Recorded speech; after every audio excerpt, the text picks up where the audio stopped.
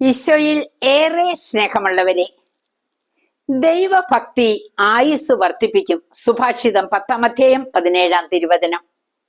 വിശുദ്ധ ബെർണാർഡ് ഒരനുഭവം വിവരിക്കുന്നുണ്ട്. സഭാംഗങ്ങളോടൊപ്പം സമൂഹ പ്രാർത്ഥന.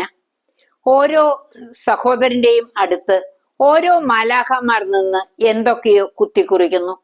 ചിലർ സ്വർണം കൊണ്ടും, ചിലർ വെള്ളി കൊണ്ടും, മറ്റു ചിലർ മഷി കൊണ്ടും പച്ചവെള്ളം കൊണ്ടും എഴുതുന്നു. കൂടാതെ ചില മാലാഖമാർ ഒന്നും എഴുതാതെ നിൽക്കുന്നുമുണ്ട്. ഈശോ വെളിപ്പെടുത്തി കൊടുത്തു.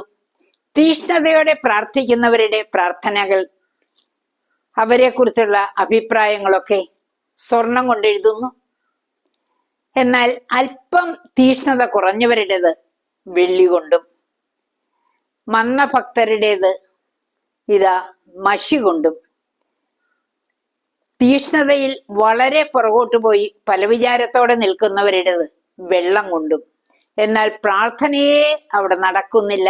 അവർ പല വിചാരത്തില് പലതും ചിന്തിച്ചിരിക്കുന്നു. അവരുടേത് എഴുതാൻ മാലാഖയ്ക്ക് കഴിയുന്നില്ല.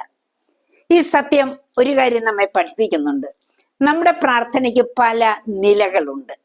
നാം ഏത് നിലയിലാണ് നിൽക്കുന്നതെന്ന് ഒന്ന് ആത്മശോധന ചെയ്യണ്ടേ? നമുക്ക് തിരിച്ചു വരാം. ദൈവത്തിന്റെ വലിയ കൃപ ഒഴുകുന്ന വിശുദ്ധ നിമിഷങ്ങളാണ് നമ്മുടെ പ്രാർത്ഥനാ വേളകൾ.